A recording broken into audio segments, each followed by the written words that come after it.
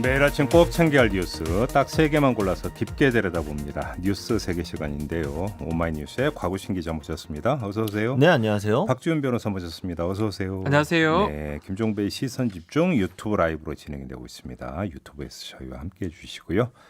자, 첫 번째 뉴스 가보죠. 네, 경찰이 개천절 집회를 열겠다고 신고한 단체들에게 집회 금지를 통보했는데요. 특히 이 드라이브스루 형식의 차량 집회를 추진하려 했던 부분도 금지 대상에 포함을 했습니다. 이 집회 신고 대상에 해당한다는 판례가 있다면서 차량 집회도 불법이라는 게 경찰의 해석인데요. 주요 도로의 차량 정체 또 교통사고 우려와 대규모 집회로 확산 가능성 등을 고려했다라고 합니다.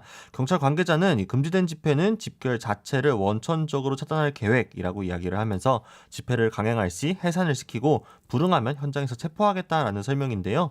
이런 와중에 이재명 경기도지사도 방역에 방해가 되지 않는다는 전제로 허용해야 한다는 입장을 밝혀 논란이 일고 있고요. 앞서 주호영 국민의힘 원내대표 역시 방역에 방해가 안 되고 교통에 방해가 안 되고 법률에 방해가 안 되면 헌법상 권리인 것을 무엇 때문에 막겠는가라고 말한 바 있습니다. 법원에서 결정이 어떻게 나올지 좀 일각의 우려가 커지고 있습니다. 일단 먼저 그림을 그려야 되는 게 차를 몰고 와서 이래서 광화문에 차 세워놓고 네. 차 세워놓고 이제 거기서 빵빵거리고 이렇게 한다는 게 아니라 여의도에서 출발을 해서 광화문 찍고 서초동까지 이제 쭉 간다 이거잖아요. 그렇죠. 그렇죠. 드라이브 스루입니다. 스루. 그러니까 이제 쫙 드라이브를 하면서 진짜 드라이브 스루입니다. 그렇죠. 자, 그러면 이게 이제 그 논점이 이제 나올 수가 이게 이제 방인가 사람들이 많이 모임으로써 네. 감염의 우려가 있는 거냐 없는 거냐라고 하는 점이 먼저 따져져야 되는 것 아니겠습니까? 그렇죠. 그리고 이제 그거에 따라서 이제 그 불허 결정이 정당하냐 아니냐가 이제 그러니까 판단이 돼야 되는 문제인데 어떻게 봐야 되는 겁니까? 지난번에 이제 100명 안쪽으로 하고 교통 질서를 지키는 조건으로 허가가 됐습니다. 네. 그렇지만 그게 돌발 상황으로 지켜지지 않았죠. 지키지 않은 부분은 후속적 부분이고 지금 교통 방해가 되지 않고 방역 수칙을 지킨다. 네. 드라이브 스루 방식은 뭐 사실은 특별한 사정 그 말 그대로라면 지켜질 수도 있는 거거든요. 그때 조건이면 법원에서 허가가 될 가능성도 좀 배제할 수가 없는 상황입니다. 그러니까 지금 그 보니까 불허 결정은 이미 뭔가 그 방침이 세워졌고 네.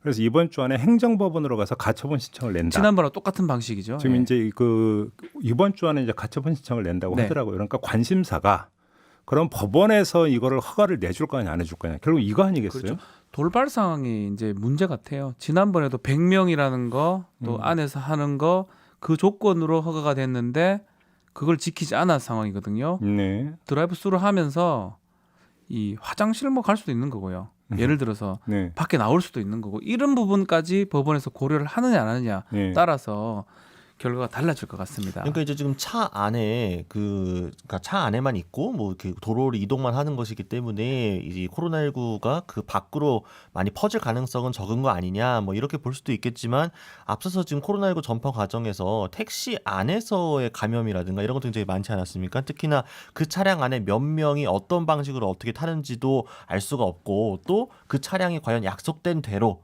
그 이제 원래 신고한 대로 움직일 것인가 전례를 봤을 때 이런 부분도 좀 걱정이 될 수밖에 없기 때문에 이게 참 그러니까 엄밀히 말해서 그 집회 시위의 자유가 굉장히 헌법적 권리로서 중요하고 가급적이면 제한을 최소화한다라는 원칙도 분명히 고려를 해야 되겠지만 이분들이 앞서 했던 전례들을 고려를 했을 때 그렇죠. 이것이 과연 국민적 정서나 감정에 맞을 것인가 또 국가 방역에 정말 드라이브 스루를 하면 괜찮은 건가? 그냥 그러면은 방역에 방해가 안 된다는 전제 자체가 성립할 수 있는 건가? 이런 고민이 좀 필요할 것 같습니다. 돌발 행동 이 부분 같아요. 지난번에도 판사가 뭐 예상했는지 안 했는지 그건 모르지만 돌발 행동 하지 않을 거라고 아마 생각하고 그 가처분을 받아들인 거거든요. 그렇죠. 이번에도 돌발 행동 저는 예상은 할 수 있는 부분이 뭐 창문을 열고 소리 지른다든지 예를 들어서 경적한다든지 그렇게 함으로써 접촉의 가능성도 있는 겁니다. 그러니까 우리가 좀 이제 그 냉정하고 객관적으로 봐야 되는 게 차를 몰고 간다라고 하는 것은 사실은 그거는 이제 큰 위험 요인이라고 보기는 어렵죠. 그렇죠. 왜 드라이브 그러냐면 방식으로 그런 논리가 하니까요. 된다면 택시를 타서도 안 되고 예. 버스를 타서도 안 되고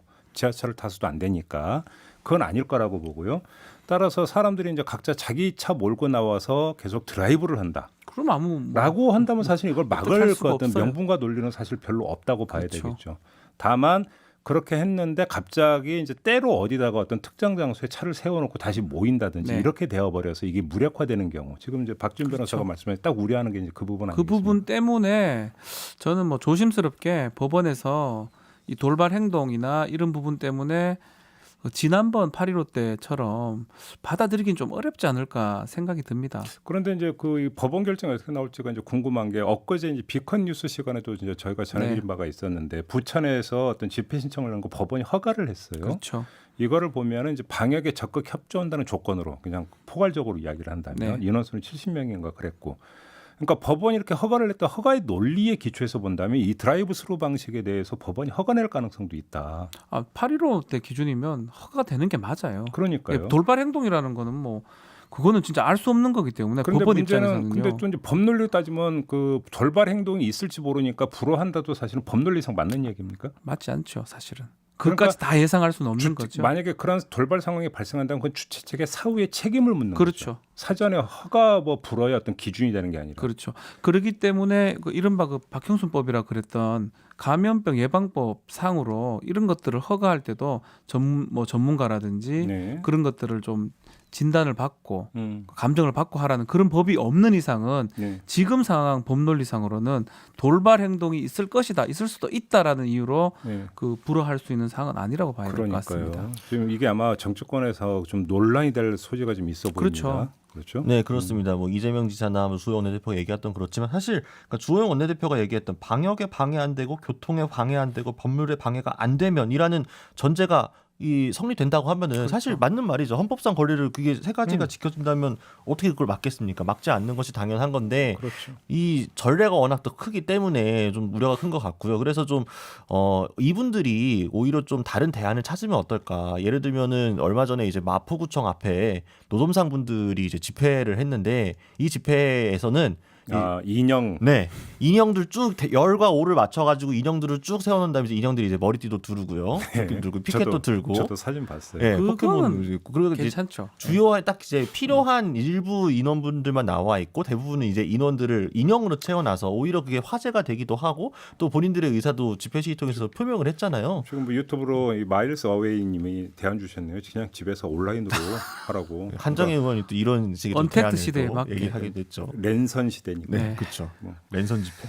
아무튼 그러니까 이제 뭐 행정법원으로 가처분 신청장 들고 갈 거는 뭐 거의 기정사실인 것 같고요. 법원에서 어떤 판단을 할지가 정말 판사가 가장 고민할 것 같습니다. 그러니까 궁금한 대목입니다. 좀 지켜봐야 될 문제인 것 같고요. 자, 두 번째 뉴스로 넘어가죠. 네, 정부가 집단 소송제를 사회전 분야로 확대 도입하기로 하면서 특히 악의적 가짜 뉴스로 피해자에게 막대한 손해를 끼친 언론사의 경우 징벌적 손해배상제를 통해 책임을 물을 수 있도록 가닥을 잡았습니다. 네. 이 개별 법률에 규정돼 있던 징벌적 손해배상제를 상법에 포함시켜서 적용 범위를 일반화하겠다라는 거였는데요. 이 입증된 손해 책임의 5배까지 배상 책임을 질 수 있도록 하고 이 법률의 손해배상 책임 조항보다 우선 적용될 수 있도록 하기로 했습니다. 이 정청래 의원이 추진하는 안 3배보다 조금 더 커진 건데요. 네. 정부는 이제 최근 범람하는 가짜 뉴스, 허위 정보 등을 이용하여 이 사익을 추구하는 위법 행위에 대한 현실적인 책임 추궁 절차나 억제책이 미비한 실정이라면서 입법 취지를 강조를 했습니다. 일각에서는 언론 자유의 위축 또 언론 통제 수단으로서의 악용을 우려하고 있는데요. 이 시민사회계에서는 언론의 공적 책임을 강화하는 측면에서 크게 환영하고 있습니다. 아무튼 그러니까 이제 특정 분야에 대해서만 징벌적 손해배상제를 도입하는 게 아니라 네. 거의 전 분야에 걸쳐서 이걸 원칙으로 하겠다 이런 거잖아요. 그렇죠. 정부의 뭐 방향은 미국이나 뭐 유럽에는 뭐 다 이래 돼 있습니다. 네. 우리가 지금 뒤늦게 하고 있는 거고 네. 몇 군데 뭐 금융이나 소비자 뭐 징벌적 손해배상 도입했지만 적용되는 경우가 별로 없어요. 그러니까요. 거의 아무튼 법적으로도. 이렇게 돼버리면 이제 이게 이제 그 국회를 통과할지가 사실은 저는 궁금한데 이제 국회는 또 언론의 눈치를 보지 그렇죠. 않습니까? 그래서 이제 결국은 저는 제일 궁금한 게 언론의 반응인데요.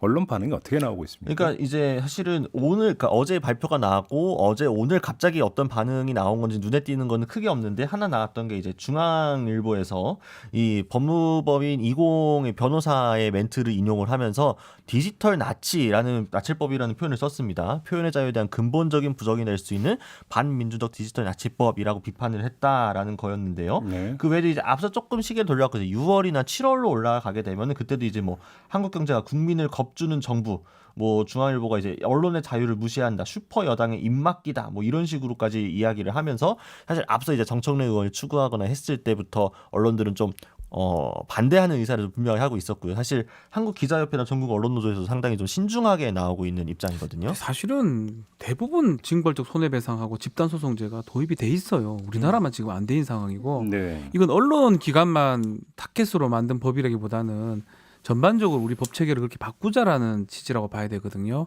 그럼에도 불구하고 언론 기관이나 뭐 저는 경제계도 똑같다고 생각이 듭니다.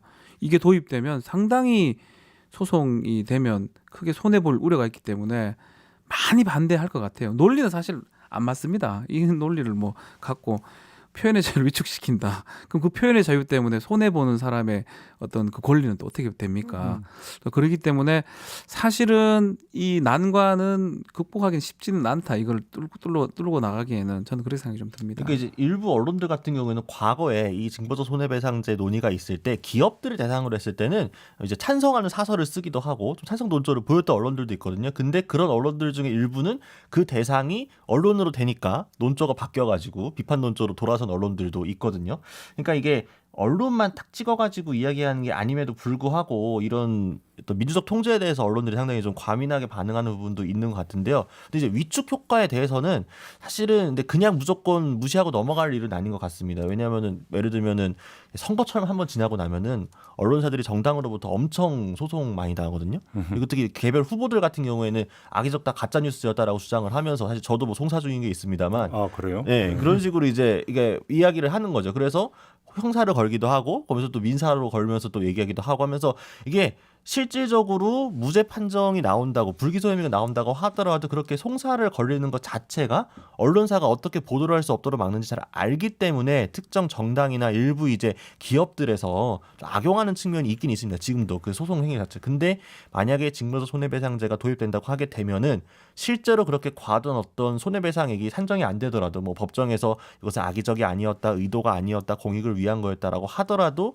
그 송사 과정 자체가 어떤 언론들에게는 상당히 부담스럽게 다가올 수도 있다. 그래서 그런 점을 뭐 제가 볼 고려를 때는 뭐 양면이 다 있는 것 같은데 네. 첫째는 그 손해액의 최대 5배잖아요. 예.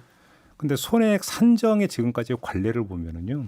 언론 보도로 인한 어떤 그 손해배상 청구 소송에서 나왔던 그 법원이 인정한 손해금이 보통 500만 원이었어요. 위자료거든요. 정신적 손해. 그러니까요. 이제 보통 이제 그 뭐 몇 천만 원짜리 나온 게 이제 간혹 네. 가뭄에 콩나도 있었던 걸로 기억을 하는데 통상 그랬거든요. 곱하기 5면 얼마입니까? 얼마 되지 않습니다. 그러면 이게 그 언론사에 엄청난 위축이 되는지 한번 우리가 객관적으로 따져볼 부분이 있어요. 그다음에 또 한 가지는 이제 다른 결로 악의적 가짜 뉴스라고 한다면이라는 조건이 붙어 있잖아요. 네. 자 이렇게 된다면 뭐 이제 그 학계나 이런 데서는 악의성을 도대체 그럼 어떻게 입증할 거냐 뭐 이런 이야기가 좀 있는 것 같더라고. 이건 어떻게 봐야 되는 겁니까? 그렇죠. 사실 그런 거 입증이 문제라고 하는데 사실은 이 법 취지는 뭐냐 하면 구체적인 내용은 사실 담긴 게 없습니다. 그 대부분 징벌 손해배상이나 집단소송은 도입하는 거는 국민들한테 일반 국민들한테 도움이 된다고 생각을 하는 상황이고요. 그래서 그거는 판례를 통해서 형성할 수밖에 없어요. 미국도 마찬가지고 다만 미국 같은 경우 무제한이에요. 5배 정한 것도 없어요. 우리는 지금 뭐 쉽게 하면 미국 같은 경우 거덜나는 경우가 있죠. 그만큼 사회적 책임을 져야 되는 거예요. 잘못 보도하고 악의성이 입증된다면 뭐 5배가 아니고 그냥 무제한으로 회사가 문을 닫아야 될 상황이 생길 수 있기 때문에 더 꼼꼼하게 보도를 하고 더 체크를 할 건데 지금 우리 진행자가 지금 지적한 것처럼 5배가 많아 보이는데요. 사실은 대부분 이게 신체적 손해가 아니면 정신적 손해이기 때문에 위자료는 우리 법원에서 1,000만 인정하기 어렵습니다. 그러니까요. 그렇기 때문에 이 얘기해봤자 억대도 안 되는 제가 볼 거거든요. 때는 약간 그 징벌적 손해배상 하니까 뭔가 어마어마한 것처럼 생각하는데 사실은 그 자체가 과장돼 있는 그렇죠. 측면도 그렇기 있습니다. 때문에 이게 이렇게 개정이 나온 거지 무제한 징벌적 손해배상 개정안이 아니라고 봐야 그렇죠. 되겠어요. 그러니까 이제 언론사들에서도 그걸 좀 고려를 해야 될 것 같아요. 왜 국민적 여론이 좋지 않고 왜 언론의 신뢰도는 계속 추락을 하고 있고 언론 자유는 계속 증가하고 있는데 이거에 왜 기대 못 미치고 있는지를 통렬히 반성했으면 아무튼 좋겠습니다. 언론사가 이렇게 들고 일어나면 국회가 과연 언론의 눈치를 볼까 아니면 법안을 통과시킬까 이게 관심사인데 이건 나중에 한번 다시 이야기하고요. 네. 자, 짧게 마지막 뉴스 넘어가죠. 네, 안철수 국민의당 대표가 어제 처음으로 국민의힘 의원들 앞에서 마이크를 잡았습니다. 미래혁신 포럼에서 초청한 강연회였는데요. 1대1 싸움으로 하면 100전100패다. 도저히 이길 수 없다라면서 보수 야권이 정권 교체를 하기 위해서는 힘을 하나로 합쳐야 한다고 필요성을 인정했는데 하지만 지금은 뭐 선거 준비 통합이라든지 통합연대 이런 고민을 하셔주는 안 된다라고 좀 거리를 뒀습니다. 그러면서 지금 해야 될 거는 혁신 경쟁이라고 강조를 했는데요. 또 공정경제 3법 등을 두고 김종인 위원장과 갈등도 계속되면서 국민의힘과 국민의당의 연대의 길이 쉽지는 않아 보입니다. 그러니까 저희가 이제 그 일전에 주호영 원내대표하고 인터뷰를 했는데 그 저희와 인터뷰에서 이제 내년 서울시장 보궐선거에서 안철수 대표하고도 함께할 수 있다 이런 취지의 발언을 했고 그게 엄청나게 이제 뉴스가 됐는데 어제 또 이 강연자리도 왔더라고요. 네, 그렇죠. 주호영 원내대표. 그러니까 주호영 원내대표는 뜻은 확고하고 분명한 것 같아요. 근데 김종인 위원장하고는 또 결이 완전히 다른 거예요. 완전히 다르죠. 그렇죠. 김종인 위원장이 만약에 생각이 있다면 벌써 뭔가 됐을 겁니다. 근데 지금 계속적으로 일정 거리두기 상황이거든요. 그러니까 아예 그 사람은 자유시장을 몰라 뭐 그렇죠. 이런 그렇죠. 거의 그런 식으로 이야기가 나왔죠.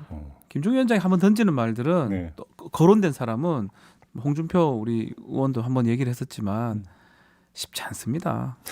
그건 어떤 뜻이에요? 그 이전에 봤을 때 네. 한번 얘기를 했던 네. 김종인 위원장의 호불호가 뚜렷합니까? 저는 그렇게 그래서 관철을 꼭 시키는 것 같습니다. 그리고 그 표현은 항상 하는 것 같고요. 네. 그렇기 때문에 그런데 그럼 거꾸로 주호영 원내대표가 또 관철을 시키려고 하면 그런 파열음이 이제 거기서 발생하는 건가요? 뭐 지금 김종인 위원장과의 파열음이? 벌써 공정경제 3법 두고 안에서 말들이 좀 있는 것처럼 네. 안철수 대표 관련해서도 저는 파열음으로 갈 가능성도 있지 않을까 생각이 듭니다. 네. 그래서 저희가 준비했습니다. 네. 이 뉴스 세계가 끝나자마자 이상돈 전 의원과 인터뷰가 예정이 되는데 거기서 바로 이 문제를 좀 한번 집중적으로. 이상돈 그분도 의원이 근데 좀 알 것 같아요. 왜냐하면 그 새누리당 비대위 시절에 같이 비대위로 그렇죠. 활동을 했었던 김종인 분이니까. 위원장하고 네, 친하고요. 그다음에 또 이상돈 전 의원은 또 안철수 대표도 친하고요. 함께 당을 했던 그런 교집합입니다. 교집합. 그러니까요. 그래서 이분이 지금 어떻게 진단하는지 좀 궁금한데 그거는 바로 이제 그 잠시 후 네. 그러니까 바로 이어가도록 하고요. 네네네. 자 뉴스 세계는 오늘 이렇게 네, 예고편만 하고 알겠습니다. 마무리하도록 하겠습니다. 곽우신 기자, 박지훈 변호사였습니다. 고맙습니다. 감사합니다.